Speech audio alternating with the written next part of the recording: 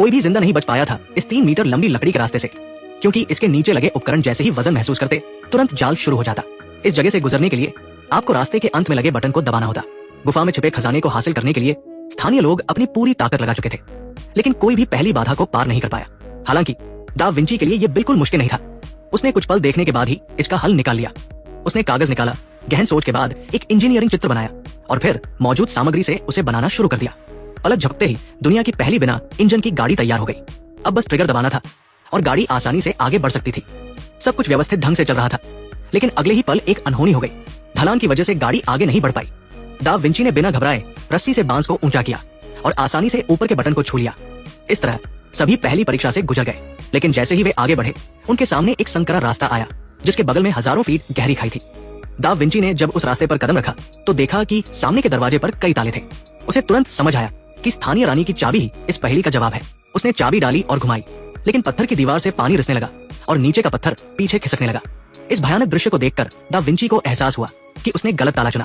ध्यान से देखने के बाद उसने सूरज के चिन्ह वाला ताला चुना, लेकिन पत्थर का पुल न केवल रुका नहीं बल्कि और तेजी से खिसकने लगा।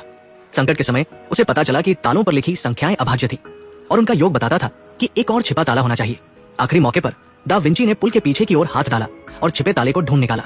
चाबी डालते ही पुल रुक गया। उसके बुद्धिमानी से वे तीसरी बाधा तक पहुंचे। अब सबके फोन की बैटरी कितनी है कमेंट में बताएं। एक ही बैटरी प्रतिशत वाले दोस्त बन सकते हैं, लेकिन वहां फिर मुश्किल आ गई। 2 ताले थे और उनके पास सिर्फ एक चाबी। 50% मौका सही होने का था, लेकिन गलती का मतलब मौत था।